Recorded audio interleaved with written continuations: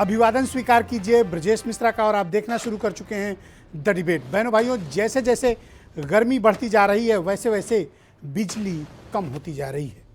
उत्तर प्रदेश के साथ साथ पूरे देश में बिजली का अभूतपूर्व संकट उत्पन्न हो चुका है। इसका कारण कोयले की कम आपूर्ति है।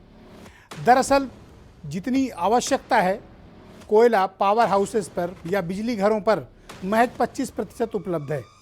लिहाजा कोयले की कमी के चलते विद्युत उत्पादन बहुत बुरी तरह से लड़खड़ाया हुआ है। गर्मी के चलते मांग बढ़ रही है और सप्लाई बहुत कम है। इन हालात के बीच उत्तर प्रदेश में बिजली का सप्लाई का एक बड़ा संकट उत्पन्न हो चुका है। इस संकट का समाधान क्या है, इस संकट के कारण क्या हैं और इस संकट से उबरा कैसे जाए और कौन लोग इसके लिए जिम्मेदार हैं, हम इस विषय पर आज चर्चा करेंगे। बहन भाइयों, इस वक्त आप सब जब ये डिबेट देख रहे होंगे तो आप में से बहुत से लोगों के घरों में इस वक्त बिजली नहीं आ रही होगी। आप मोबाइल पर देख रहे होंगे या फिर इन्वर्टर पर अपने टेलीविज़न सेट्स देख रहे होंगे। मैं चाहता हूं कि आप जिन जिलों पर ये डिबेट प्रारंभ कर चुका हूं, तो जो लोग ये डिबेट देख रहे हों वो कमेंट बॉक्स में जाएं, यूट्यूब और फेसबुक पर अपना ज़िला और अपने गांव का नाम लिखें, शहर का नाम लिखें और आपको कितनी बिजली मिल रही है उसके बारे में भी हमें अवगत कराएं। इस वक्त ये डिबेट लाइव चल रही है। बहनों भाइयों, उत्तर प्रदेश में सामान्य बिजली आपूर्ति के लिए इस वक्त गर्मी में 22,000 से 23,000 मेगावाट बिजली की आवश्यकता पड़ती है।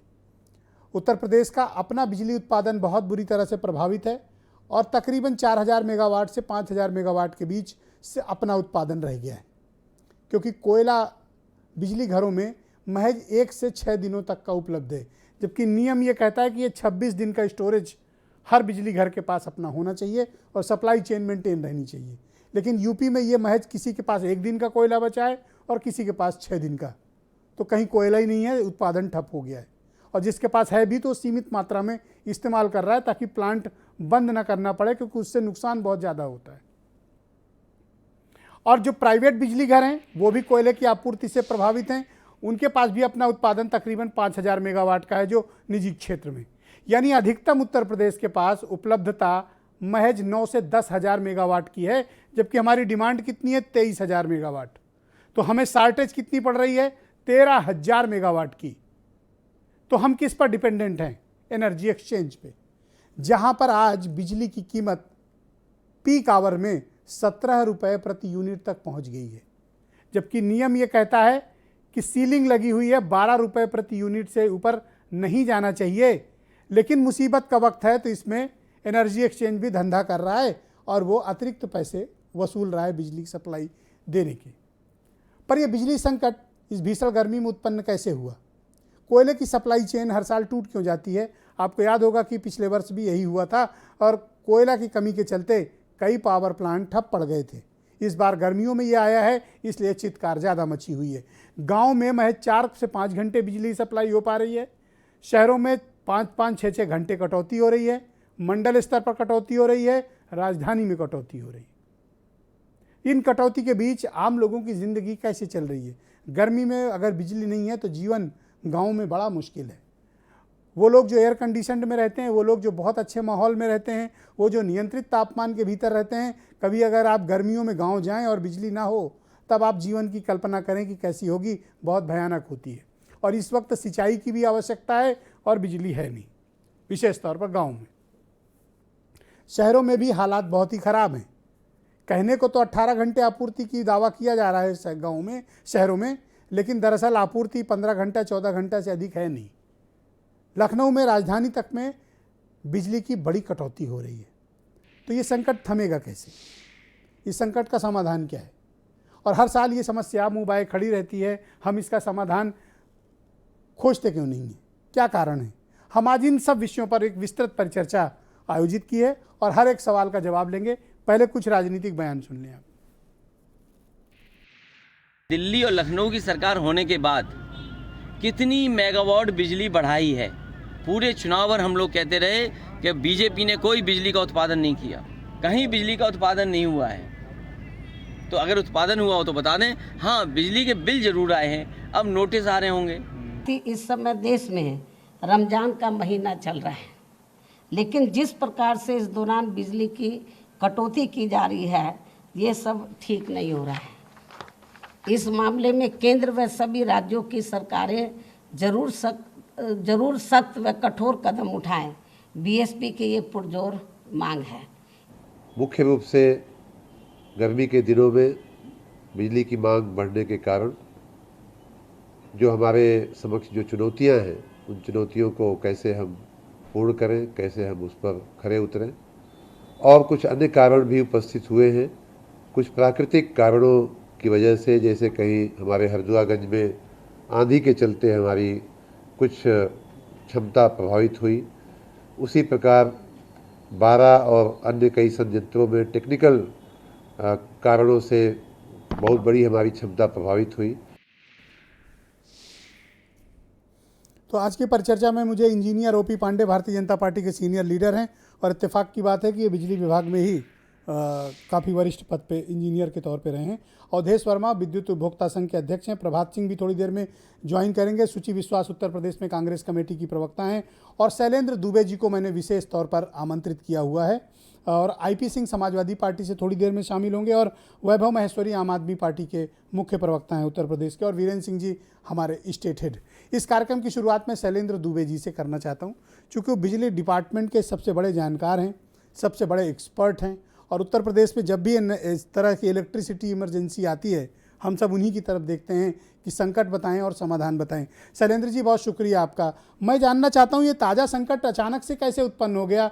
क्या कारण है इसके कि गांव देहात, शहर, राजधानी कहीं भी बिजली की स्थिति सामान्य नहीं है? वजह? देखिए, बहुत ही दुर्भाग्यपूर्ण बात है कि सितंबर के अंत में और अक्टूबर के प्रारंभ में जिस प्रकार का संकट कोयले के नाम पर खड़ा हुआ था देश में, उससे भी गंभीर संकट 6 महीने के अंदर दोबारा खड़ा हो गया है। एक अंतर है, तब यह कहा गया था कि पानी बरसने के कारण कोयले का संकट हुआ है। यद्यपि भारत में 95% कोल माइंस जो हैं वो ओपन कास्ट कोल माइन है, वहाँ पानी बरसने से फर्क नहीं पड़ता, पानी बह जाता है। लेकिन अभी जो संकट है, इस संकट का एक और दिलचस्प पहलू यह है कि केंद्रीय विद्युत मंत्री कहते हैं कि हमारे पास कोयले का कोई संकट नहीं है। कल केंद्रीय विद्युत सचिव ने, जो आलोक कुमार जी, जो उत्तर प्रदेश के पावर कॉर्पोरेशन के चेयरमैन भी रहे हैं, उन्होंने कहा 4000 से 5000 मेगावाट तक बिजली हमारे पास पूल में सरप्लस थी, कोई ले नहीं रहा है। जो कोयला मंत्री हैं प्रहलाद जोशी जी, वह कह रहे हैं कि हमने कोयले का पिछले साल की तुलना में कोयले का 14.5% प्रोडक्शन बढ़ा दिया है। जो रेल मंत्री हैं वो कह रहे हैं 111 मिलियन टन्स का कोयले की ढुलाई हमने बढ़ा दी है। तो केंद्रीय विद्युत मंत्री कह रहे हैं कोई संकट नहीं है, कोयला मंत्री कह रहे हैं कोई संकट नहीं है, केंद्रीय रेल मंत्री कह रहे हैं कोई संकट नहीं है। लेकिन जो एंड रिजल्ट है, जो हमारे ताप बिजली घर हैं, वहाँ आज की तारीख में परीक्षा में 1 दिन का कोयला बचा है, हरदुआगंज में 4 दिन का कोयला है, ओबरा में 4 दिन का कोयला है और अनपारा में 6 दिन का कोयला है। एक शब्द है सेंट्रल इलेक्ट्रिसिटी अथॉरिटी का, नॉर्मेटिव कोल स्टॉक। नॉर्मेटिव कोल स्टॉक का मतलब ये होता है कि जब 85% प्लांट लोड फैक्टर पर हम प्लांट को चलाते हैं तो कितने दिन का कोयला हमारे पास स्टॉक में होने चाहिए। तो नॉर्मेटिव कोल स्टॉक का जो मापदंड है, उसके हिसाब से कोयला खदान के मुहाने पर जो बिजली घर हैं वहाँ 17 दिन का कोयला, और जो कोयला खदान से दूर हैं वहाँ 26 दिन का कोयला होना चाहिए। और हालात मैंने आपको बताए, 1 दिन का, 4 दिन का, 6 दिन का कोयला बचा। हॉरिबल, ये तो बहुत ही खतरनाक स्थिति है। बिजली का उत्पादन घटाया जा रहा है जी, बहुत ही खतरनाक है। बिजली का उत्पादन घटाया जा रहा है। कुछ इकाइयां पहले बंद भी की गई। आज 29 अप्रैल को मैं आपको बता सकता हूं 300 मिलियन यूनिट से अधिक उत्तर प्रदेश के ताप बिजली घर जो सरकारी क्षेत्र के हैं, उनमें बिजली का उत्पादन प्रभावित हुआ है, नुकसान हुआ है। 300 मिलियन यूनिट से अधिक के उत्पादन का कोयला न होने के कारण से। और केंद्र के मंत्री कह रहे हैं कि कहीं कोई संकट नहीं है। ये कह रहे हैं संकट नहीं है, वो कह रहे हैं संकट नहीं है, तो बिजली मिल क्यों नहीं पा रही है? फिर बिजली मिल नहीं पा रही, इतनी बिजली की मांग इतनी ज्यादा नहीं बढ़ी है। आज 207 गीगावाट बिजली की मांग पहुंची है, लेकिन पूरे देश में 3,99,000 मेगावाट बिजली की उत्पादन क्षमता है। तो ये क्षमता किस बात के लिए बनाई गई थी? 110 गीगावाट का रिन्यूएबल एनर्जी की क्षमता है। मैं साफ शब्दों में कहना चाहता हूं, आज मैंने एक वक्तव्य भी दिया है कि यह जो लैक ऑफ कोऑर्डिनेशन है ministry of power, ministry of coal, ministry of railway, उसका परिणाम है, उसका नतीजा है। ये जो है रेलगाड़ियां कैंसिल की जा रही हैं, पैसेंजर ट्रेन, एक्सप्रेस ट्रेन रद्द की जा रही है, एक एक महीने के लिए रद्द की जा रही है। और फिर मैं असली बात कहना चाहता हूं कि अगर क्राइसिस नहीं है तो केंद्रीय विद्युत मंत्री ने एडवाइजरी क्यों जारी किया कि 10% कोल की ब्लेंडिंग की जाए इंपोर्टेड कोल की। इंपोर्टेड कोल की ब्लेंडिंग का क्या अर्थ है? अगर कोल उपलब्ध है तो कोयला उपलब्ध है। मैं यह बताना चाहता हूं, अगर इंपोर्टेड कोल का क्या तात्पर्य है? 10% ब्लेंडिंग की जाती है। इंपोर्टेड कोल का तात्पर्य यह है कि जो कोल विदेशों से आता है, हमारे यहाँ करीब 18,000 मेगावाट क्षमता के अपने देश में ऐसे ताप बिजली घर हैं जो कोस्टल एरिया में है मोस्टली, और वहां पर पानी के जहाज आते हैं तो उनको और कोई ट्रांसपोर्टेशन नहीं करना पड़ता। उन्होंने तो अपने उत्पादन को बंद कर दिया है, करीब करीब ठप कर दिया है। अदानी पावर का एग्रीमेंट है हरियाणा के साथ, उन्होंने जीरो कर दिया है। वो कह रहे हैं कि फ्यूल के चार्जेस जो बढ़ गए हैं उसकी कीमत डिस्काउंट दे, उसकी कीमत कॉमन उपभोक्ता दे। अगर यूपी में भी ये ब्लेंडिंग की जाती है 10% की, तो मैं स्पष्ट कहना चाहता हूं कि लगभग ₹1.20 तक प्रति यूनिट बिजली के दाम बढ़ जाएंगे। अंततः उसका भुगतान कौन करेगा? उपभोक्ता करेगा। इस ताजा संकट के लिए आप किसे जिम्मेदार मानते हैं और किया क्या जाना चाहिए? देखिए, ताजा संकट के लिए जिम्मेदार है lack of coordination between the ministries, ministry of power, ministry of coal और मिनिस्ट्री ऑफ रेलवेज। वह रेट नहीं दे पा रहे हैं, वह कोयला नहीं दे पा रहे हैं, वह कोयला नहीं ले पा रहे हैं। तो एक चीज तो यह है, और इसके लिए जो तत्काल करने की आवश्यकता है वो यही है कि एक हाई पावर कमेटी इमीडिएटली बनाई जानी चाहिए जो इस बात को इंश्योर करे कि जो जहां तक कोयला पहुंचना है ताप बिजली घरों तक, वहां तक कोयला पहुंचे। जो उत्तर प्रदेश की हालत है, इस हालत के लिए जिम्मेदार mismanagement and lack of coordination, इसको मैं मानता हूं जो है। उत्तर प्रदेश पावर कारपोरेशन की भी कोई गलती है इसमें कि वो आपूर्ति को नॉर्मल नहीं कर पा रहे हैं? बिल्कुल नहीं। देखिए, गलती तो मैनेजमेंट की, पिछले बार इन्होंने भुगतान नहीं किया था और उस भुगतान न होने के कारण कोल इंडिया की लिस्ट में हम बहुत नीचे पड़े थे। अभी जब ये संकट शुरू हुआ तब 1300 करोड़ रुपए का भुगतान अभी किया है। आज केंद्रीय विद्युत मंत्री ने एक बयान दिया है, मैं उसी से बताना चाहता हूं। केंद्रीय विद्युत मंत्री ने कहा है कि संकट कोई नहीं है, संकट है डिस्काम्स भुगतान नहीं कर पा रहे हैं। और यूपी के भुगतान का मैं बता दूं, 203 करोड़ रुपए यूपी को भुगतान करना है कोल इंडिया को, और 1200 करोड़ रुपए यूपी को भुगतान करना है। 11,825 करोड़ रुपए आईपीपीस को, जिनको उसको जिनसे बिजली खरीदते हैं। लेकिन on the other hand Uttar Pradesh सरकार की 20,940 करोड़ रुपए की सब्सिडी ड्यू है जो डिस्कॉम को मिलनी है, और 10,347 करोड़ रुपए के गवर्नमेंट डिपार्टमेंट के ड्यूज हैं। तो ये जो संकट है ये तो मिसमैनेजमेंट के कारण है। यह न जिनको की कोई गलती है इसमें, न डिस्कॉम की गलती है। और सबसे सस्ती बिजली बनाने वाला, उत्तर प्रदेश को देने वाला अगर कोई ऑर्गेनाइजेशन है तो वह उत्तर प्रदेश राज्य विद्युत उत्पादन निगम है। अगर उसकी इकाइयों का जनरेशन कम हो रहा है, 300 मिलियन यूनिट का नुकसान मामूली नुकसान नहीं है। हाँ, अगर आप इसको एनर्जी एक्सचेंज से खरीदेंगे तो 17 रुपए मिलेगा, तो ये आपको 2 रुपए में बना के वो दे रहे हैं। हाँ, ये ₹1.74 में, हम ₹1.74 में अनपरा में बिजली बना रहे हैं। तो इसलिए मैं ये कहना चाहता हूं कि एक और बात, मैं आखिरी बात बता दूं कि हमारा रिहंड का जलाशय जो है, जहां जल विद्युत का सबसे ज्यादा उत्पादन होता है, उसमें इसमें 843 फीट पानी है। पिछले वर्ष आज की तारीख में 847 फीट पानी था वहां पर। 837 फीट के नीचे अलार्म है, हम उसको ड्रेन नहीं कर सकते पानी को, क्योंकि वही पानी ताप बिजली की इकाइयों के लिए भी इस्तेमाल होता है। ताप बिजली की इकाइयां भी उसी पानी का इस्तेमाल करती हैं। 25 मिलियन यूनिट उत्पादन हम रिहंड से कर चुके हैं इस महीने में। तो अगर पानी अभी जल्दी नहीं बरसेगा, मई के और जून के महीने में, जो आज 207 गीगावाट डिमांड गई है कंट्री में, यह डिमांड 220 गीगावाट जाने वाली है मई के महीने में। यह फोरकास्ट है विशेषज्ञों का। तो मैंने मतलब आने वाले वक्त में आपका यह अनुमान है कि यह क्राइसिस और गहराएगी? अभी तो गर्मियों निश्चित रूप से गहराएगी।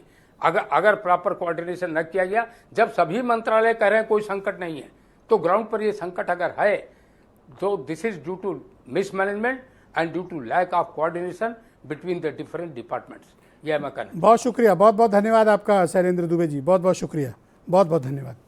मैं रुक करता हूं इंजीनियर ओपी पांडे जी का, भारतीय जनता पार्टी के नेता हैं और बिजली विभाग के पूर्व इंजीनियर भी रह चुके हैं। पांडे जी बहुत शुक्रिया। ये जो इलेक्ट्रिसिटी की क्राइसिस है, शैलेंद्र दुबे जी की बातों से सहमत हुआ जा सकता है, ये तो मिसमैनेजमेंट है।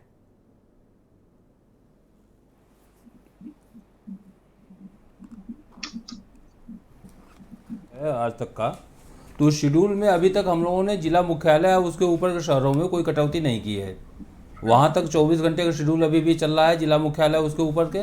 निश्चित रूप से पिछले कुछ दिनों से गांव और तहसीलों में थोड़ी जो शेड्यूल था उससे कम बिजली दी गई है, लेकिन वो भी परसों पोजीशन ज़्यादा ख़राब हुई थी, कल से इम्प्रूव होना शुरू हो गई है। अब मुझे लगता है अगले 2-3 दिनों में हम लोग पोजीशन को इम्प्रूव कर लेंगे। तो आपके मुताबिक बिजली का कोई संकट नहीं है? नहीं, मैं तो बता रहा हूँ संकट है, क्योंकि गाँव में जो शेड्यूल है हमारा 18 घंटे का शेड्यूल है, तो उस शेड्यूल के अनुसार से हम लोगों ने परसों 8 घंटे कुछ मिनट सप्लाई की थी, कल करीब 9.5 घंटे की थी, आज 10 घंटे से ऊपर करेंगे। और मुझे लगता है 1 मई से हम काफ़ी पोजीशन और इम्प्रूव करने की स्थिति में होंगे, और 1 हफ्ते बाद जो हमारा शेड्यूल नॉर्मल है वो नॉर्मल शेड्यूल के हिसाब से हम सप्लाई करने लगेंगे। दूसरी चीज़ जो संकट का स्वरूप है, उत्तर प्रदेश की मैं बात कर रहा हूँ, शैलेंद्र जी ने पूरे भारत की बात की है, तो उत्तर प्रदेश में अभी भी जिला मुख्यालय उसके ऊपर के जितने भी शहर हैं, उन शहरों में शैलेंद्र जी भी कंफर्म कर सकते हैं, वहाँ 24 घंटे का शेड्यूल है, 24 घंटे सप्लाई दी जा रही है, चाहे 75-76 जिला दर्शक अपने मुख्यालय। कमेंट लिखें जिनके जिलों में 24 घंटे लाइट मिल रही है, जैसा कि हमारे पांडे जी बता रहे हैं, तो आप अपने जिले का नाम लिख के कमेंट करिए और पांडे जी को भी टैग करिए, बताइए आपके जिले में कितने घंटे बिजली आ रही है। मैं रुक करता हूं समाजवादी पार्टी के प्रवक्ता। एक चीज मैं इसको क्लैरिफाई कर दूं, जस्ट सेकंड मैं आऊंगा आपके बाकी बस एक बात 10 सेकंड में मैं कर रहा हूं। बोले पांडे जी। देखिए, मिलने और शेड्यूल में थोड़ा सा गैप होता है। जैसे लखनऊ में 24 घंटे बिजली का शेड्यूल 20 साल से है, लेकिन कई बार ब्रेकडाउन से बिजली नहीं मिलती।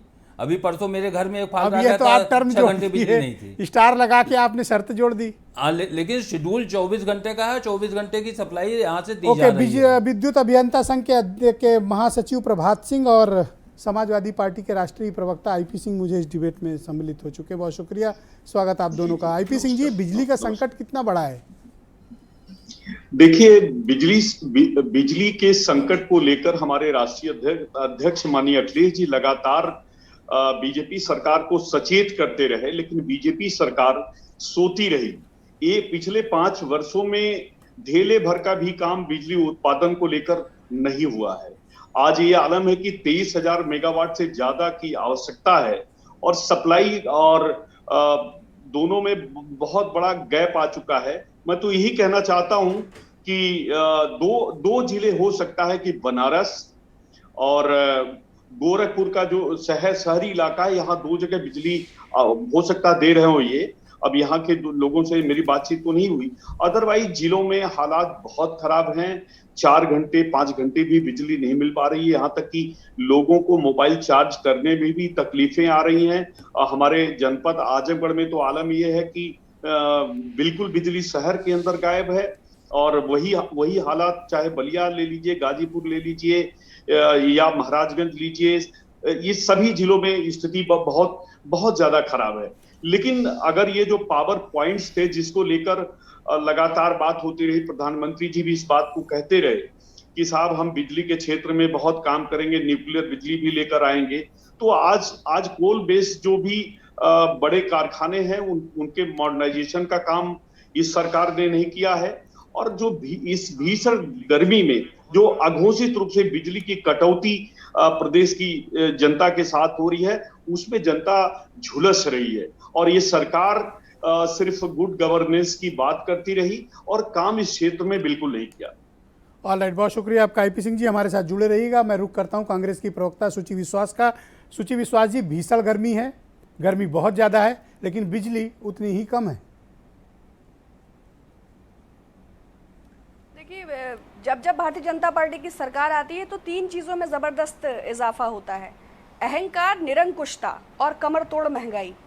चाहे वो पेट्रोल डीजल के प्राइसेस हो, चाहे एलपीजी हो, चाहे कोल क्राइसिस हो, चाहे इलेक्ट्रिसिटी, एक तो वो संकट जो लोग अफोर्ड ही नहीं कर सकते, और जो अफोर्ड कर सकते हैं उनका भी माइक्रोवेव है या डिशवॉशर है, एसी है या और जो गैजेट्स हैं वो कबाड़ी वाले को दे देना चाहिए। अभी टेक्निकल एस्पेक्ट्स को शैलेंद्र जी ने बहुत ही विस्तार में और बहुत अच्छे से बता दिया। उन्होंने तमाम मिनिस्ट्रीज के कोऑर्डिनेशन और उनके सम्मानित प्रतिनिधियों के भी बारे में कहा। जब गन्ना भुगतान की बात हो तो गन्ना मंत्री नेत्रहीन है, जब पेट्रोलियम प्राइसेस की बात हो तो पेट्रोल मंत्री मूक हैं, जब इलेक्ट्रिसिटी की बात हो तो जितने भी इंडेक्स हैं ये सब बधिर हैं। तो सरकार के पास कोई क्रियान्वयन की योजना हो तो सरकार बात करे। सरकार के नुमाइंदे आते हैं, वो ए के शर्मा जी मीटिंग करें या फिर ऊर्जा मंत्री जी कोई बयान दे, सिर्फ कोरी बयानबाजी है। सरकार सीधा उत्तर नहीं दे सकती कि जब ऑरेंज अलर्ट सामने है, भाई संकट की ही सरकार है ये, खाद्यान्न का संकट, कोयले का संकट, बिजली का संकट, चित्रकूट में पानी का संकट। अगर कुछ बचा है तो सिर्फ इनकी शोषागिरी और आत्ममुग्धता और अहंकार। तो सरकार ये बताए कि 103 से ज़्यादा जो पावर प्लांट्स हैं उनमें क्यों सप्लाई नहीं हो पा रही है, 25% से भी जो कम कोयला बचा है, सरकार ने कितनी इकाइयां स्थापित की और सरकार के पास क्या योजनाएं हैं। किंतु सरकार आरोप प्रत्यारोप की बात करेगी, सरकार अपने शीशा साफ करने की बात करेगी, लेकिन सरकार के पास एक्चुअली कोई पॉलिसी इससे जुड़ी है ही नहीं। वो बता ही नहीं सकते कि भाई ये जो संकट उत्पन्न हो रहा है इसको किस दिशा में देश को लेकर जा रहे हैं। 8 मंडलों की ट्रेनें निरस्त हो गई, आधा दर्जन से ज्यादा राज्यों में इलेक्ट्रिसिटी का संकट है और जितने मेगावाट की आवश्यकता है उससे बहुत कम है। अगर आप 8 बरस के पेट्रोल प्राइसेस को देखें तो 8 साल में 26 लाख करोड़ मैं आम आदमी सरकार पार्टी ने के कमाया। मुख्य प्रवक्ता और वैभव माइक्रो महेश्वरी जी डोनेशन को के नाम पर आमंत्रित भी करता हूं वसूली इस कर रहे हैं। कार्यक्रम में। वैभव जी बहुत स्वागत आपका। भीषण गर्मी के बीच 9 से 10 घंटे 15 घंटे बिजली कट रही है गाँव देहात में, शहरों में भी हालात ठीक नहीं है। विजय जी बिल्कुल हालात बहुत ही ख़राब हैं और पिछली बार भी मुझे लग रहा है कि आपने ही डिबेट कराई थी जब कोल क्राइसिस हुआ था और एकदम से सभी जगह पर ये खबर मिली थी, बड़ी अलार्मिंग थी कि कोयला अब 2 ही 3 दिन का रह गया है। ऐसी सिचुएशन पता नहीं क्यों बार बार आ जाती है। और शैलेंद्र भाई ने अभी बहुत ही डिटेल में बताया कि हमारी सरकार के 3 मंत्री अलग अलग, जो एक ही व्यवस्था को करने के लिए 3 मंत्रालय जिम्मेदार हैं, उनके जो बयान हैं वो स्थिति के बिल्कुल उल्टे हैं। बिजली मंत्री कह रहे हैं कोई क्राइसिस नहीं है, कोयला मंत्री कह रहे हैं प्रोडक्शन ज्यादा हुआ है, रेल मंत्री कह रहे हैं ज्यादा कैरी किया है। तो कोयला जा कहाँ रहा है, पहुंच रहा है उसके जो उत्पादन कर रहा है, जो ढुलाई कर रहा है, जा कहाँ रहा है, और जो यूज कर रहा है, सब कह रहे हैं बहुत है, तो फिर ये गया कहाँ कोयला? नहीं, बड़ी मजे की बात यह है कि जब ये कोयला जा कहाँ रहा है, एक तो सवाल ये है। दूसरा ये कि जब जब ये क्राइसिस होती है और जनता त्राहिमाम करती है तो जनता की जेब जो है वो खाली होने लगती है और एक पर्टिकुलर आदमी को फायदा बहुत होने लग जाता है। वही बिजली 18 रुपए 20 रुपए में अवेलेबल है, 2 रुपए वाला जो आदमी दे सकता है उसको जो है क्राइसिस में फंसा के उसको बर्बाद करने की बिल्कुल तैयारी कर रहे हैं। तो कोऑर्डिनेशन फेलियर नहीं कह सकते, ये तो एक स्ट्रैटेजिक। तो ये ताजा संकट के कारण आप क्या मान रहे हैं? ये सिर्फ यूपी नहीं 16 अन्य राज्यों में भी ये संकट बहुत भीषण है। ब्रिजेश जी अगर देखेंगे तो इसका कारण यह है कि जब जब संकट आता है तो किसी के लिए वो अवसर है, जब जब आपदा आती है तो किसी के लिए अवसर है। और ये संकट मुझे लगता है कि ये पॉलिटिकली क्रिएट किया जाता है और ये संकट उस अवसर को पैदा करने के लिए किया जाता है। कोरोना का टाइम था तो बहुत बहुत अवसर इन्होंने आप ही के चैनल पर कितनी डिबेट्स में बड़े अवसर इन्होंने कमाए, बहुत पैसा कमाया, बड़ा जनता को मरता छोड़ दिया और क्या क्या पता नहीं किया। और मेन बात क्या है कि इनको प्रचार तंत्र पर अपने इतना ज्यादा भरोसा है कि अगर गैर भाजपा सरकार के राज्य होंगे वहां पर तो आप सरकार को जिम्मेदार ठहरा दोगे, राज्य के पल्ला झाड़ लोगे, और अपना वाला होगा तो आप वहां पर प्रचार तंत्र के सहारे कह दोगे कि हमारा मैनेजमेंट इतना बढ़िया है कि दूसरे राज्यों से हमारे यहाँ चीजें बेहतर आ रही हैं। कोरोना में नंबर 1 का सर्टिफिकेट देकर खुद ही बैठे हुए थे, लाखों लोग मर गए, कहीं कोई ऑक्सीजन नहीं, कहीं कोई पैरासीटामोल तक नहीं थी, लेकिन नंबर 1 का सर्टिफिकेट लेकर बैठ गए। इस बार बिजली मैनेजमेंट में नंबर 1 हो जाएगा, उसके बाद कह देंगे बिजली मैनेजमेंट में कोई खराबी थी नहीं, बिजली की कोई कमी थी नहीं, वो तो आर्टिफिशियल है। जब ऑक्सीजन की कमी नहीं थी तो बिजली की कमी नहीं थी। कुल मिलाकर बहुत मैनेजमेंट का प्रॉब्लम है और ये मुझे लगता है और गहराएगा। जब तक कि ये नियत की कमी रहेगी तब तक ये गहराता चला जाएगा। मेरे साथ इस कार्यक्रम में अवधेश वर्मा मौजूद हैं, बिजली उपभोक्ता संघ के अध्यक्ष हैं और बहुत लंबे समय से इलेक्ट्रिसिटी रिफॉर्म के लिए उत्तर प्रदेश में कार्यरत हैं। अवधेश जी बहुत स्वागत आपका। इस ताज़ा संकट का पीछे का कारण क्या है? दूसरा, मैंने आपका एक बयान पढ़ा जिसमें आपने कहा कि जब 12 रुपये प्रति यूनिट की सीलिंग लगी हुई है एनर्जी एक्सचेंज में, तो 17 रुपये की एनर्जी एक्सचेंज बिजली क्यों बेच रहा है? ये क्या पूरा खेल है? देखिए ब्रजेश जी, मैं आपको पहले स्पष्ट कर देना चाहता हूँ, ये पूरे खेल के पीछे 2 चीज़ें। बंद कमरे की मीटिंग का एजेंडा कुछ है और बंद कमरे के बाहर की मीटिंग का एजेंडा कुछ है। यही पूरी संकट की जड़ है। आपको मैं बताना चाहता हूँ कि ये देश का दुर्भाग्य है कि 6 महीने में दूसरा बिजली संकट हम झेलने जा रहे हैं। अक्टूबर के बाद फिर ये संकट ये पहली बार हो रहा। लगभग 25 साल के हमारे जब से मैं काम कर रहा हूं, मैं देख रहा हूं, उसमें ये पहली बार ऐसा हुआ। आपको मैं बताना चाहता हूं, देश में लगभग 3,99,497 मेगावाट के संस्थापित क्षमता है। जिस देश को केवल 2 लाख मेगावाट की आवश्यकता है, वहां 4 लाख के पावर हाउस खड़े हैं। इसके बाद भी हम संकट के दौर से गुजर रहे हैं। अब मैं आपको स्पष्ट करना चाहता हूं, जिससे अभी आपको पूरी तरीके से पूरी कहानी पता चल जाएगी। इस देश में कोयले का संकट क्यों किया गया? कोयले का संकट इसलिए किया गया, आपदा में अवसर तलाशने के लिए विदेशी कोयला खरीदवाने की साजिश की गई। और शायद सभी को पता होगा कि हमारी याचिका पर उत्तर प्रदेश में 18 तारीख को जो विदेशी टेंडर होने जा रहा था वो रुक गया और अभी तक नहीं हो पाया। 6 अप्रैल को देश के कोयला मंत्री ने लोकसभा में कहा कोयले का कोई संकट नहीं, और 12 तारीख को देश के जो एनर्जी मिनिस्टर हैं, बंद कमरे में जब मीटिंग होती है सभी राज्यों के साथ, तो उन्होंने कहा कि कोयले का संकट है, आप लोग विदेशी कोयला खरीद लो। ये बंद मीटिंग है। और 14 तारीख को जब वो बाहर बोलने आते हैं, बोलते हैं कोयले का कोई संकट नहीं है, और बंद मीटिंग में कुछ कहते हैं, बंद कमरे बाहर कुछ कहते हैं। उत्तर प्रदेश की मैं बात कहना चाहूंगा। उत्तर प्रदेश को रोज चाहिए 87,900 मैट्रिक टन कोयला, मिल रहा है 61,300 मैट्रिक टन कोयला, 30% कोयला कम पड़ रहा है। अब मैं आना चाहूंगा, आपको थोड़ा पीछे ले चलना चाहूंगा। ये रैक जो रेलवे की रैक की बात हो रही, रेलवे का रैक 2018 में रेलवे की रैक 500 लगाई गई थी 2018 में। आज हम झगड़ा कर रहे हैं कि हमारे पास 412 और 415 रेलवे की ट्रैक है। 2018 में जब उत्पादन इकाइयां कम थी तब 500 के ऊपर हमारी रैक चल रहे थे। आज कितनी रैक और चल आज रही? 412 और 414 रैक पर हम झगड़ा कर रहे हैं।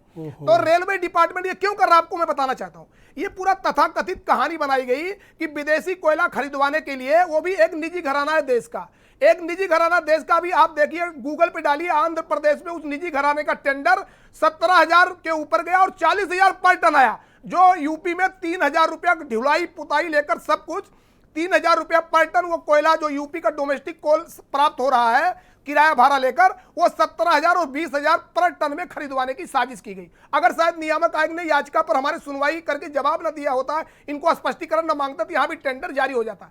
जबकि लोगों को मालूम होना चाहिए, चाहे विदेशी कोयला भी आप खरीद ले, लेकिन जब आपके पास रैक नहीं है तो लाओगे कैसे? अब दूसरी बात मैं आ जाना चाहता हूं। ये रेलवे डिपार्टमेंट, ऐसा नहीं है कि रेलवे डिपार्टमेंट ने वो किया, रेलवे डिपार्टमेंट, कोल डिपार्टमेंट, एनर्जी मिनिस्टर, ये सब की बैठक हमारे देश के गृह मंत्री की अध्यक्षता में होती है कि समन्वय स्थापित कर लिया गया। फिर भी समन्वय स्थापित नहीं हुआ, क्योंकि अगर समन्वय स्थापित हो जाता तो जो विदेशी कोल से आयातित तो ये संकट आपके मुताबिक और बढ़ेगा और बढ़ेगा और बढ़ेगा। और मैं आपको कहना चाहूंगा एक सबसे बड़ा खुलासा, जो अभी आपने सवाल किया, जब ये एक्सचेंज पर आई, उसके पहले संकट आया तो 20 रुपए में बिजली बेची जा रही थी। मैंने उत्तर प्रदेश सरकार से कहा कि यह गलत हो रहा है। उत्तर प्रदेश सरकार ने, उस समय के ऊर्जा मंत्री श्रीकांत शर्मा ने हमारे प्रस्ताव को मानते हुए केंद्र को भेजा। केंद्र ने उस पर निर्णय सुनाते हुए 1 अप्रैल को कहा कि उपभोक्ता परिषद की बात सही है, अब एक्सचेंज पर 12 रुपया प्रति यूनिट से ऊपर बिजली नहीं बिकेगी। और अब आप देखिए, जब सीआरसी का कानून 1 अप्रैल से लागू हो गया, आज के 3 दिन पहले जब मैं पावर एक्सचेंज की साइट और एनर्जी एक्सचेंज की साइट को चेक कर रहा था, तो देखा इन्होंने टीएम टर्म हेड मार्केट में ये 17 रुपया पर यूनिट तक बिजली बेच रहे थे। तुरंत हमने केंद्रीय ऊर्जा सचिव आलोक कुमार साहब को फोन मिलाया, सीआरसी को फोन मिलाया, हमने कहा देखिए यहाँ 17 रुपए में बिजली बिक रही है। फिर हंगामा मच गया। इसके बाद आरके सिंह साहब का बयान आता है ऊर्जा मंत्री का कि बहुत जल्दी मैं बड़े कानून 107 में डायरेक्शन देने जा रहा हूं, इस पर प्रतिबंध लगाऊंगा। सवाल है, कानून आप बनाएं, कानून को देखभाल आप करें, उसको क्या हो रहा है क्या नहीं हो रहा वो उपभोक्ता परिषद हमेशा आपको बताएगा। ये पूरा ब्रिजेश जी एक बहुत बड़ा खेल है, एक निजी घराने का, अभी उसका नाम भी बहुत जल्दी सामने आ जाएगा, उसको लाभ पहुंचाने के लिए पूरा खेल किया। मैं प्रभात सिंह जी को आमंत्रित करता हूं। कहना चाहूंगा ब्रिजेश जी, नेक्स्ट राउंड में ना इसमें मैनेजमेंट का फ्लेवर है ना कुछ है, केवल एक निजी घराना जो है वो इतना ताकतवर हो गया। प्रभात सिंह जी, बहुत शुक्रिया आपका कार्यक्रम ज्वाइन करने के लिए। आप चूंकि इस इंजीनियर्स एसोसिएशन के जनरल सेक्रेटरी हैं, तो आप व्यवस्था के भीतर के व्यक्ति हैं, हमें बताएं कि ये संकट कितना बड़ा है। सर, जो अभी सभी लोगों ने बातें रखी हैं, डेफिनेटली ये संकट बहुत बड़ा है और बड़े ही तरीके से इसको मैनेज करने की आवश्यकता है। लास्ट ईयर में भी जो दिक्कतें हुई थी, आपको पता है कि हाँ, तब भी आप मेरे साथ थे डिबेट। जी, तब भी क्या नाम है, हमारे संगठन के द्वारा भी लगातार इसको जनवरी से उठाया जा रहा था कि कोयले का प्रॉपर स्टॉकिंग कर ली जाए जनवरी में ही, परंतु नहीं की गई। बाद में माननीय मुख्यमंत्री जी के हस्तक्षेप के बाद जो 21 रुपये की बिजली खरीदी गई, जो कि लगभग 170 करोड़ रुपए की थी। टोटल बिजली 750 करोड़ के आसपास ही खरीदी गई। जबकि क्या नाम है, कोयले का भुगतान कुछ ही करोड़ रुपए करने से BCCL हमें कोयला देता है। इसकी मांग हमने रिसेंटली भी हमारे नए वाले ऊर्जा मंत्री जी से की है कि इस चीज़ की भी स्पेशल ऑडिट कराई जाए कि इस प्रकार का मिसमैनेजमेंट किस लेवल से कैसे क्यों हुआ, क्योंकि सरकार हमें रिसोर्सेज अवेलेबल करा सकती है, सरकार हमें फंड अवेलेबल करा सकती है। आपको पता होगा जैसे ही माननीय ऊर्जा मंत्री जी ने पदभार ग्रहण किया और जैसे ही माननीय मुख्यमंत्री जी के संज्ञान में आया, उन्होंने तुरंत संज्ञानित करते हुए इधर माननीय ऊर्जा मंत्री जी को जो डायरेक्शन दिया, उसके बाद जो है हमारे यहाँ ये जो संकट अभी बढ़ेगा या इसका समाधान है कुछ? देखिए, ये संकट अभी रिसेंटली जो हम लोग डेटा एनालिसिस कर पा रहे हैं, तो उत्तर प्रदेश में अगर देखा जाए तो डिमांड बढ़ेगी। ये कहा जा रहा है कि हमारे 700 के PPA जो है नेक्स्ट मंथ में है, 1 मई से हमें 700 मेगावाट एनर्जी वो मिलेगी और प्लस 1000 मेगावाट के आसपास जो टेक्निकल में हमारी यूनिट ब्रेकडाउन में है वो चालू हो जाएंगी। तो लगभग 2000 के 23,000 मेगावाट डिमांड है, 23,000 के आसपास मेगावाट जा रही है। एक्चुअल डिमांड कितनी है? एबिलिटी 19 से 20,000 मेगावाट के आसपास है, यानी 4,000 मेगावाट 4,000 मेगावाट रिक्वायर्ड है और जो नेक्स्ट मंथ में हमें मिलेगी वो 2,000 के आसपास है। फर्दर ऑन 2,000 का शॉर्टेज फिर भी रहेगा। शुक्रिया आपका प्रभात जी। मैं नेक्स्ट राउंड में आपके बाकी विचारों को सम्मिलित करूंगा। वीरेन जी भी हमें ज्वाइन कर चुके हैं। वीरेन जी, बिजली का संकट बड़ा भीषण है, बहुत रिपोर्ट्स, लगातार संदेश मैं देख रहा हूँ, पूरा फेसबुक भरा पड़ा है, पूरा यूट्यूब इस वक्त भरा पड़ा है इस चर्चा में, जहाँ लोग गाँव से जिलों से कंप्लेंट कर रहे हैं कि ये क्राइसिस अचानक कैसे उत्पन्न हो गई।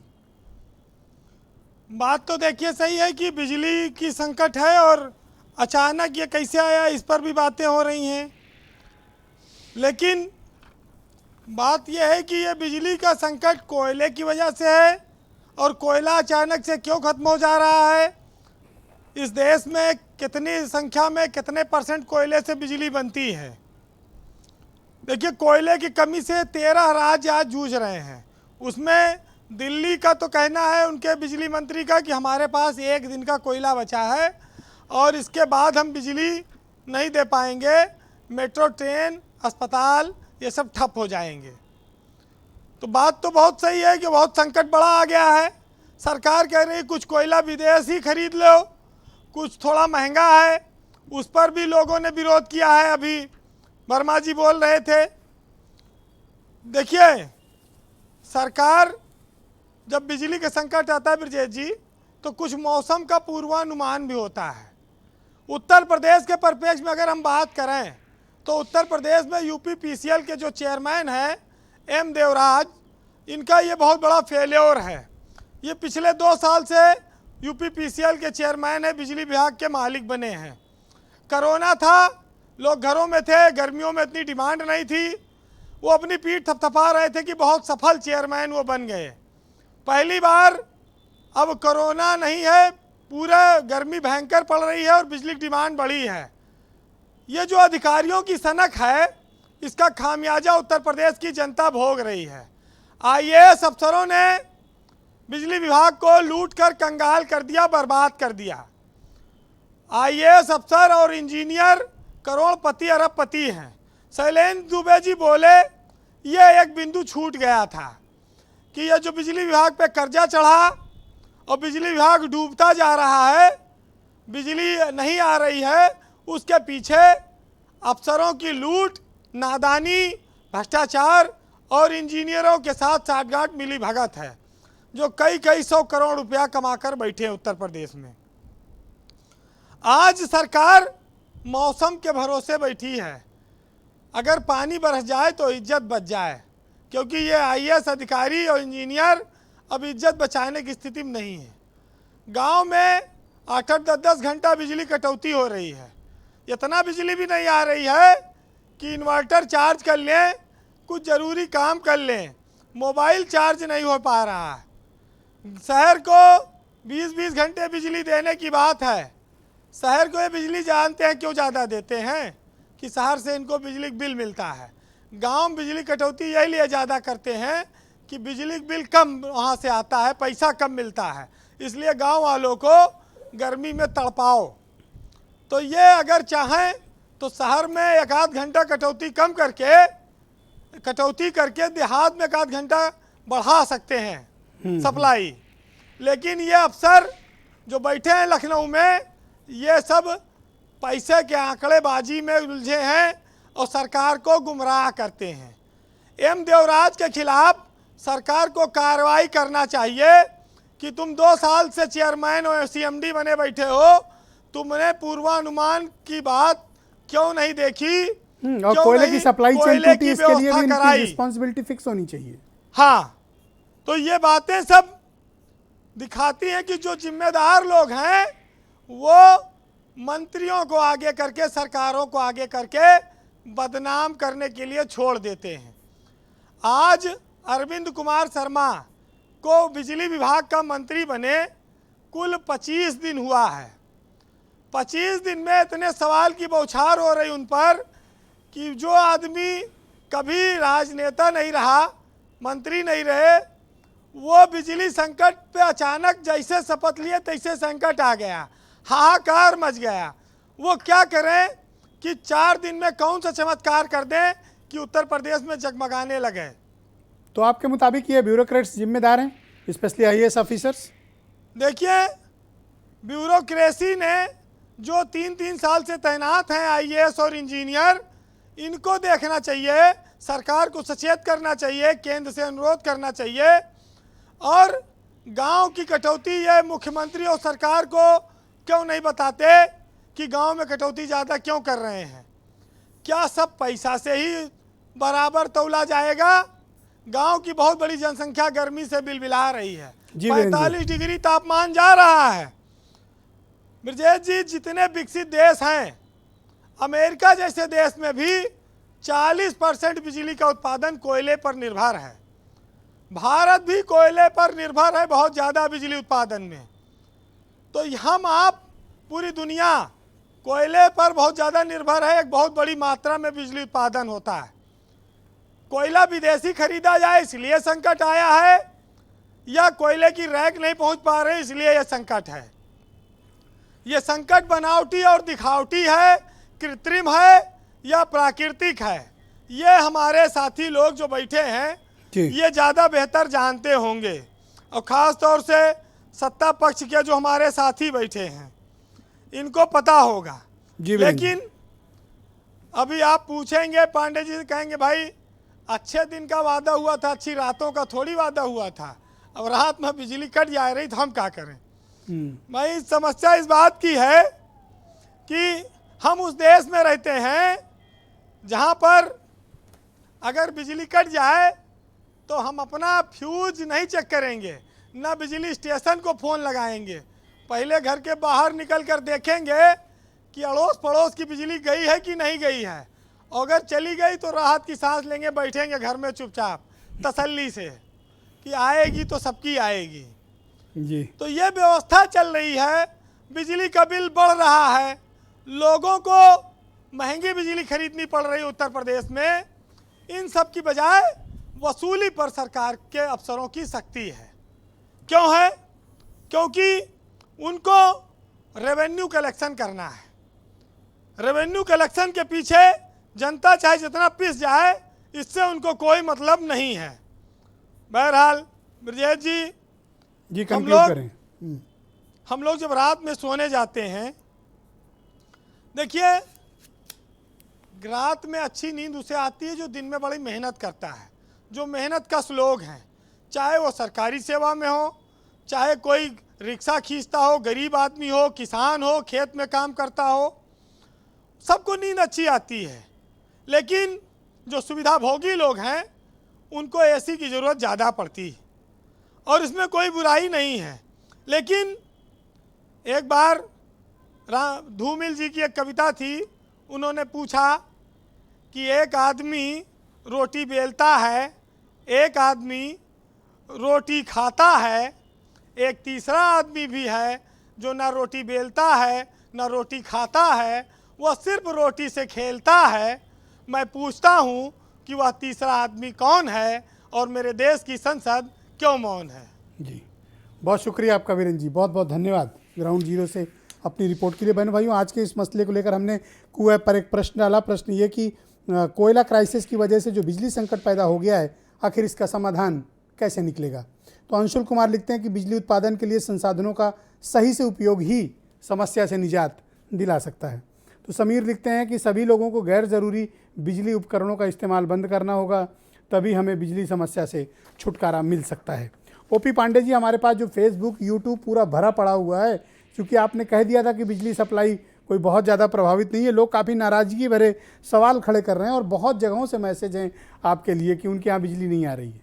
नहीं, इस पर मुझे अगर 2 मिनट समय देंगे तो मैं डिटेल में हाँ, प्लीज चर्चा गो करना अहेड, चाहूँगा। एक तो जो समस्या सप्लाई की है, देखिए पिछले साल जो है इस समय डिमांड करीब 350 मिलियन यूनिट के आसपास रहती थी, जबकि इस साल जो हम लोग सप्लाई कर रहे हैं अभी तक एवरेज जो सितंबर की सप्लाई है 437 मिलियन यूनिट है। तो पिछले साल की तुलना में करीब 25% की बढ़ोतरी है डिमांड में। और आज के दिन कल की जो बात करें, कल हम 466 मिलियन यूनिट की डिमांड थी, हम लोगों ने 453 मिलियन यूनिट सप्लाई किया था। तो अचानक जो डिमांड सर्ज हुआ, निश्चित रूप से जैसा कि वीरेंद्र सिंह जी ने कहा है कि मैनेजमेंट को ये चीज़ देखना चाहिए और मौसम की रिपोर्ट भी आती है, तो मैनेजमेंट की ये लापरवाही है कि अगर देखे होते तो जैसे भाई जो आदमी जो 2.5 साल से चेयरमैन के पद पर बैठा है यूपीपीसीएल में, देवराज, उनके खिलाफ कार्रवाई क्यों नहीं करते हो? नहीं, ये तो सस्पेंड कर दो उनको। नहीं, आज मैंने मंत्री जी से बात करने की कोशिश की थी, मंत्री जी थे नहीं, बाहर गए थे, तो उनसे जो मैं आदमी भी कुछ अपने चीजें उनको कर्तव्यों का बताना चाह सम्यक रहा निर्वहन था। न कर सके, तो ऐसे अधिकारी को पद पे क्यों रखते हैं आप? नहीं देखिए, नहीं, देवराज ने 2 साल काम किया, लेकिन 2 साल क्या हुआ, देवराज बताए ना कि ये 2 संकट कैसे आ गया। लीन पीरियड में बिजली कोई डिमांड नहीं थी, तो उनको समझ नहीं आया कि क्राइसिस आ सकती है। मुझे याद है पहले कभी कोई क्राइसिस क्रिएट होती थी सीधे सीएमडी पे कार्रवाई होती थी, लेकिन इधर मैं 2 साल से देख रहा हूँ कि किसी भी प्रिंसिपल सेक्रेटरी या चेयरमैन या सीएमडी पर कोई कार्रवाई नहीं होती है। लेकिन एक चीज और चर्चा करना चाहता हूँ ब्रजेश जी, निश्चित रूप से इसमें इनकॉम्पिटेंट लोगों को यूपीपीसीएल में बिठा के रखा गया है। तो एक चीज और मैं चर्चा करना चाह रहा हूँ इंपोर्टेड कोल पर। देखिए, कुछ पावर प्लांट भारत में ऐसे लगाए गए थे कि जहां पर, अरे छोड़िए इंपोर्टेड कोल, पहले तो अपनी क्राइसिस हम निपटाए ना। नहीं, हमारी क्राइसिस 1 हफ्ते में खत्म हो जाएगी। और राइट, आईपी सिंह जी आप मुझे बताइए, कह रहे हैं 1 हफ्ते का टाइम दे दो, आप 1 हफ्ते का टाइम देने में तैयार हो? Okay, thank you Pandey ji. अब आईपी सिंह जी बोलेंगे। देखिए, पिछले 2 महीने से ज्यादा सा वक्त हो गया जब से बिजली क्राइसिस जिलों में प्रारंभ हो गई थी। मैं तो जिले में था, गांव में था, वहां बिजली नहीं मिल पा रही थी, जनरेटर चलाना पड़ रहा था। और डबल इंजन की सरकार उत्तर प्रदेश में है और प्रधानमंत्री जी ने विशेष तौर से एक अपने गुजरात काडर के एक आईएएस अफसर को ऊर्जा विभाग का मंत्री बनवाया है। तो हम सबको भी एक उम्मीद थी कि ये गुजरात मॉडल हो सकता है उत्तर प्रदेश में लागू हो और बिजली सुचारू रूप से आए, लेकिन शपथ लेते ही और क्राइसिस गंभीर होती चली गई। आज ये आलम है कि 2 जिले छोड़ दिया जाए तो 73 जिलों में त्राहिमाम मचा हुआ है। जनता तपन से तब झुलस रही है। हालात पांडे जी ने ये दावा क्यों किया कि बिजली मिल रही है सबको? नहीं, मैं तो अभी भी दावा कर रहा हूँ, आप रिपोर्ट ले सकते हैं। पांडे जी उनको बोलने ओपी पांडे जी चूंकि बीजेपी के नेता हैं और बिजली विभाग से भी जुड़े रहे हैं और इन्होंने रिजाइन करके बीजेपी ज्वाइन किया था, बीजेपी ने इनके साथ न्याय नहीं किया।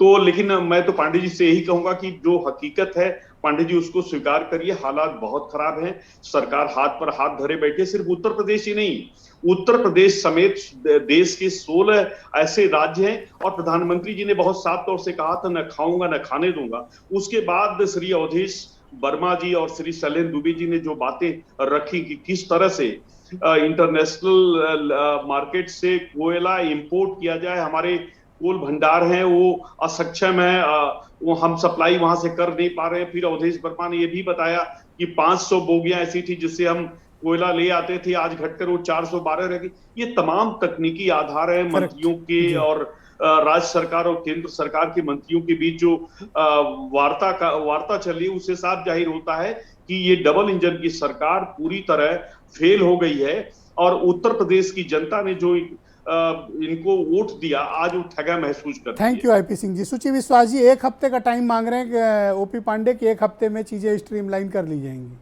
हालांकि क्राइसिस बहुत ज्यादा ही अभी भी स्वीकारने को तैयार नहीं है। देखिए, जब 8 बरस से ये लोग कुछ नहीं कर पाए हैं तो अब 1 हफ्ते में क्या अब इंद्रदेव की आराधना करें, मेढक मेढकी की शादी कराएं, भाभी जी का पापड़ खाएं या कोई और विष्णु पुराण करें, वो तो अलग विषय है। बाकी इनके पास कोई वैज्ञानिक आधार है, कोई दूरदर्शिता है, कोई विवेक है, कोई प्लानिंग है, कोई स्ट्रैटेजी है?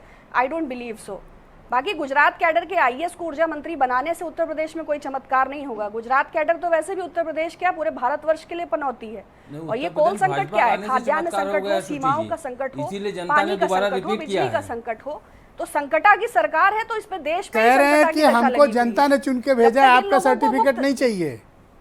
भाई इनको जनता ने 1 सेकंड पांडे जी रुकिए ना, मैं पूछ रहा हूं। लेकिन जितनी जनता ने भाई हमें मुझे लगता है पांडे जी 46% प्लीज, पांडे जी मिला रनिंग है। कमेंट्री नहीं प्लीज। और हाँ 100 सूची में जी से बोलिए। 100 में से 46 घटाते हैं तो 54 बचता है, तो हम 54% का प्रतिनिधित्व कर रहे हैं।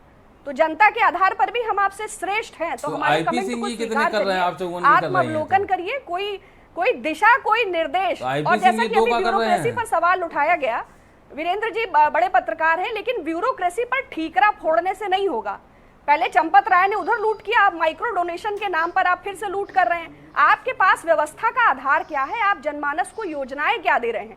कभी कोयला मंत्री छुप जाते हैं, कभी ऊर्जा मंत्री छुप जाते हैं, कभी पेट्रोलियम मंत्री गायब हो जाते हैं। कोरोना की असफलता हो तो डॉक्टर हर्षवर्धन स्वास्थ्य मंत्री का इस्तीफा हो जाता है। अराजकता, अहंकार और निरंकुशता के लिए जिम्मेदार भारतीय जनता पार्टी की सरकार और उसका शीर्ष नेतृत्व है। कब तक ये दूसरों पर ठीकरा फोड़ते रहेंगे? यदि आपके पास कोई प्लानिंग है, कोई स्ट्रैटेजी है, कोई योजना है, तो उसका निर्वहन करें। जी वैभव महेश्वरी, आप मुझे बताइए कि ये जो ताज़ा संकट है, हमने प्रथम राउंड में भी चर्चा की और दूसरे चरण में भी हम हैं, समाधान निकलते मुझे नहीं दिख रहा है। देखिए ब्रजेश जी, ये पांडे जी को भी पता है कि समाधान इसमें कुछ निकलना नहीं है, क्योंकि ये पावर जो क्राइसिस है ये आर्टिफिशियल है, खत्म हो गई, 2 दिन आर्टिफिशियल पैदा की गई है। एक व्यक्ति को फायदा हो रहा है, वो व्यक्ति सरकार चलाता है। जिस व्यक्ति को फायदा हो रहा है उस व्यक्ति का पूरा कंट्रोल है सरकार का। मैं अडानी ग्रुप की बात कर रहा हूं, जिसका पूरा सर्कल है, और पावर ग्रिड से जो बिजली खरीदी जा रही है उसका मेजर फायदा जो है उनको जा रहा है, और उनकी तरफ, उनके आगे सरकार कुछ बोल नहीं सकती। एक बीजेपी प्रवक्ता तो बिल्कुल ही नहीं बोल सकते। तो इसलिए ये आर्टिफिशियल प्रॉब्लम को पैदा किया गया है। इसके बाद आप देखिए कि पेंडेंसी ऑफ ड्यूज जो है, जो पेंडेंसी ऑफ ड्यूज है जो गवर्नमेंट के, वो कितनी शेमलेसली ये लोग उसको ड्यूज को बना के रखे हुए हैं, सारी कंपनियों को घाटे में करके रखा हुआ है। अगर वो ड्यूज को चुका दें तो कम से कम कोल इंडिया की तरफ से इनको प्रायोरिटी दी जाएगी, इनको कोयला देने के लिए, लेकिन इनके ड्यूज इतने ज्यादा है, इनको प्रायोरिटी नहीं दी जाती, इसलिए क्राइसिस में रोते रहते हैं। कुल मिला के ये कि डबल इंजन की सरकार जनता को बड़ी महंगी पड़ रही है। जनता इन दोनों डबल इंजनों में तेल भरवा भरवा के परेशान है, इनके मेंटेनेंस की खर्चे नहीं खत्म हो पा रहे। पंजाब जहां आपकी सरकार है वहां भी पावर कट लग रहे हैं 2 से 3 घंटे के। बिल्कुल लगेंगे, क्यों नहीं लगेंगे? जब पूरा का पूरा कोयले की क्राइसिस पूरे देश में पैदा कर दी गई है तो हर जगह पर, अब दिल्ली में आप देखो कितना बढ़िया मैनेजमेंट है कि वहां पर हमने कम से कम 20% के आसपास जो है सरप्लस बिजली को परचेज ऑर्डर करके रखे हुए हैं, मैनेज करके रखा हुआ है, देश की कैपिटल है। बाकी राज्य सरकारें क्यों नहीं कर सकती हैं? कुल मिला के ये कि जितना त्राहिमाम करोगे उतना ज्यादा बीजेपी के फाइनेंसर्स को फायदा होगा। हम इसके लिए मैनेजमेंट को दोषी माने, या सप्लाई चेन टूटना, या फिर राष्ट्रीय स्तर की ये प्रॉब्लम इस कारण ऐसा हुआ है? देखिए, अगर मैनेजमेंट का कहीं भी कोई दिक्कत होती तो मैनेजमेंट एक प्रदेश में हो सकता है, दूसरे प्रदेश में, तीसरे में, चौथे में, पांचवें में, छठे में, तो सब जगह मैनेजमेंट थोड़े फेल हो जाएगा। ये मैनेजमेंट फेल नहीं है, मैनेजमेंट की कोई गलती नहीं है, पॉलिटिकल क्रंच में फंस गया है पूरा ऊर्जा सेक्टर। और पॉलिटिकल क्रंच जो है वो एक बड़े उद्योगपति के इशारे पर काम कर रहा है, इसलिए पूरी कहानी हुई। इसमें किसी नौकरशाह, किसी आईएएस, किसी की कोई गलती नहीं है। मैं आपको बताना चाहता हूं उत्तर प्रदेश में, तो मुझे ये बताओ कि आप कोल इंडिया को या बीसीसीएल को पैसे क्यों नहीं देते हो? अरे मैं बता रहा हूं, अगर आप देते रहिए कोयला आता रहेगा, पैसे तो दबा के उनके बैठे हो तो कोयला क्यों दें आपको? ब्रिजेश जी बता रहा हूं, यहाँ पे 18 दिसंबर 2021 को राष्ट्रीय स्तर पर यहाँ कोयले का भंडार जो था 73% था, इसके बाद 74% हुआ, 75 हुआ, लेकिन आते आते आज की डेट में 17/4 को वो हो गया 23%।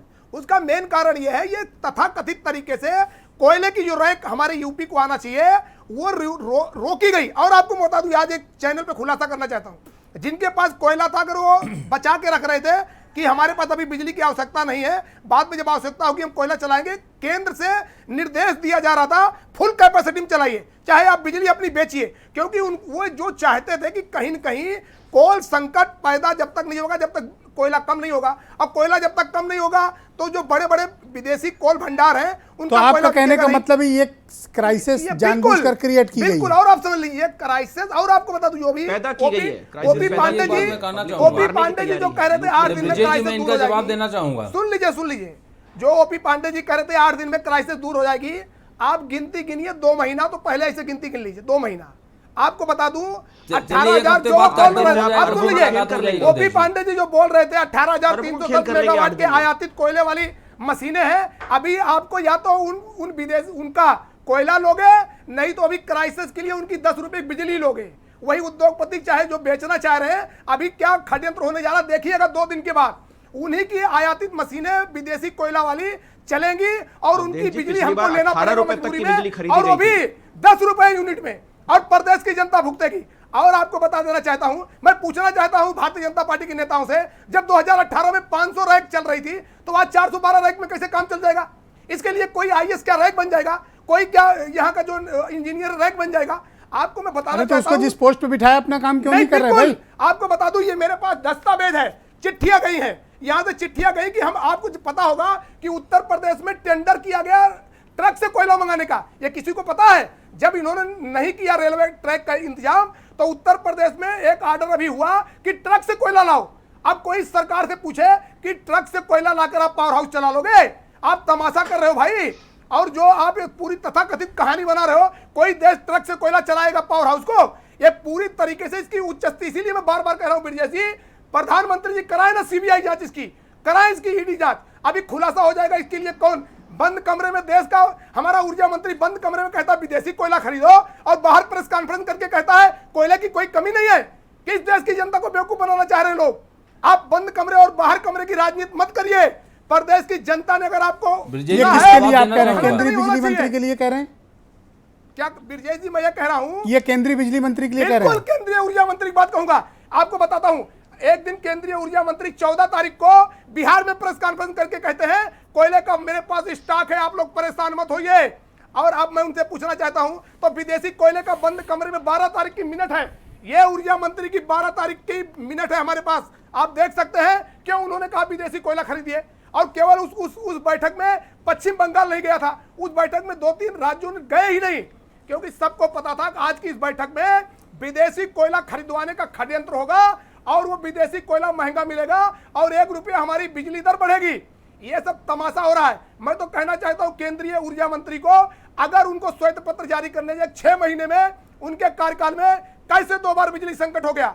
और अगर कोयला मंत्री, ये भी मेरे पास जवाब है, 6 अप्रैल को कोयला मंत्री केंद्र के वो जवाब देते हैं कि चाहे जितना डिमांड बढ़ जाए कोयले की कमी नहीं होने पाएगी देश में। अब वो कहां गए? लोकसभा में जहां कानून बनता है, अगर वहां पर उन्होंने बयान दिया आज कोयला संकट नहीं है, आज बिजली संकट नहीं है, तो प्रदेश की जनता की बिजली कटौती क्यों हो रही है? कौन सा संकट है? ये सब तमाशा किया जा रहा है ब्रजेश जी। और अभी आप देखिएगा, अभी इनकी पूरी पोल पट्टी खुलेगी। हम कहना चाहते हैं, जब हमारे नियामक आयोग ने इनसे पूछा कि विदेशी कोयला जो आप खरीद रहे हैं वो आपकी पुरानी मशीनों में कैसे चलेगा, आज तक जवाब नहीं दिया। इसके बाद राज्य सरकार कहती है जनहित में निर्णय ले लो, विदेशी कोयला खरीदना चाहो तो खरीदो चाहे नहीं। ये सब ब्रजेश जी बहुत बड़ा षड्यंत्र है। ओके, प्रभात सिंह जी, जिन तथ्यों का उल्लेख ये कर रहे हैं कि भाई ये तक व्यवस्था की गई कि ट्रक से कोयला मंगाया जाए, मैं सहमत हूं कि ट्रक से कोयला मंगा के आप पावर हाउस नहीं चला पाओगे। सर लास्ट टाइम हमने सर की डिबेट सुनी थी वर्मा जी की, वर्मा जी ने कहा था कि अगर जरूरत पड़ेगी तो हम हेलीकॉप्टर से कोयला लाएंगे। तो ट्रक वाली व्यवस्था उससे लाख गुना बेटर है। बिल्कुल नहीं, और उससे हेलीकॉप्टर वाली ज्यादा महंगी पड़ती, ट्रक वाली है। प्लस जब इमरजेंसी होती है तो 10 रुपए की यूनिट खरीदना हमें महंगा पड़ेगा कि ट्रक से कोयला लाना महंगा पड़ेगा। इसका अध्ययन करना ही मैनेजमेंट का काम है। जो मिसमैनेजमेंट की बात कही जा रही है सर, लास्ट टाइम ये कहा गया था कि खदानों में पानी भर गया इसलिए कोयला संकट आया, यही सब हम लोगों के बीच में तथ्य आए थे। इस बार ऐसी कौन सी बारिश हो गई जो खदानों में कोयला भर गया? प्लस हम अन्य स्टेटों को ना देखकर अपने स्टेट पर फोकस करें, क्योंकि हमारे यहाँ बड़ा स्टेट है, हमें उसके हिसाब से प्लानिंग करनी पड़ती है और प्लानिंग करने का काम टॉप मैनेजमेंट का होता है। सर मैं यहीं पर आपको बता दूं, हम कोयले संकट के लिए दिसंबर से ही लगातार पत्राचार करना शुरू कर देते हैं कि हमारे यहाँ कोयला कम ना होने पाए, क्योंकि हर बार ये होता है कि अप्रैल के बाद जो यार्ड में कोयला स्टॉक होता है, ये बात सच है कि आपको सप्लाई नहीं मिल रही कोयले की? अभी भी बिल्कुल परीक्षा यूनिट हमारी 1 दिन का कोयला है बस वहां पर, और 4 दिन का कोयला हरदोगंज में। शैलेंद्र जी ने जो बताया कि कहीं 1 दिन का कहीं 4 दिन का, बिल्कुल ये बिल्कुल सही फिगर है सर। और सबसे बड़ी बात मैं आपको बता दूं, अभी भी हम लगातार, मैं मिसमैनेजमेंट का ही थोड़ा सा और उदाहरण दे दूं, क्योंकि हम लगातार संगठन के तौर पर इसलिए उठाते हैं इस बात को, क्योंकि फील्ड में हर जगह इंजीनियर्स को घेरा जाता है। रामपुर में आज जो अर्थी निकाली गई है जनता के द्वारा, उसमें आग लगाई गई अर्थी में, वो एक एसडीओ की थी, इंजीनियर की थी, कि तुम बिजली नहीं दे पा रहे हो। वो ये बताता रह गया कि बिजली जब मेरे पास आएगी तभी मैं गांव में बिजली दे पाऊंगा, लेकिन अर्थी उसकी निकल गई। इसीलिए मैं बताना चाह रहा हूं, आज की डेट में अगर लखनऊ शहर की बात करूं, आप एक आंकड़ा सुन के दंग रह जाएंगे। लखनऊ शहर में पिछले 2 साल से ट्रांसफार्मर की जो क्षमता वृद्धि का काम हम लोगों ने दे रखा था, उस पर कोई ध्यान नहीं दिया गया, कोई बिजनेस प्लान में काम नहीं हुआ। आज की डेट में 4000 ऐसे वितरण परिवर्तक हैं लखनऊ क्षेत्र में, 1500 ऐसे वितरण परिवर्तक हैं लखनऊ क्षेत्र में ही, प्रॉपर जनपद में, जिनकी क्षमता वृद्धि होनी है, जिन्हें आगे पोस्टपोन कर दिया गया है कि ये आरडीएसएस में होगा। इसी प्रकार से जो नए लगने हैं वो करीबन 500 के आसपास है। ऐसी स्थिति में होता क्या है कि जब क्या नाम ट्रांसफार्मर में किसी प्रकार से फॉल्ट होता है, दिक्कत आती है, तो आम जनमानस कहीं ना कहीं कर्मचारियों को ही दोषी करार दे देता है कि आप ही दोषी हैं। बहुत बहुत संसाधन नहीं मिल शुक्रिया, पा समय रहे समाप्त हो गया। बहुत बहुत धन्यवाद। मैं आप सबका बहुत आभार प्रकट करता हूं कि आप सब ने अपने इस क्राइसिस पर बहुमूल्य विचार प्रस्तुत किए। बहनों भाइयों, आप सबका भी बहुत शुक्रिया और धन्यवाद इस कार्यक्रम को देखने के लिए। नमस्कार।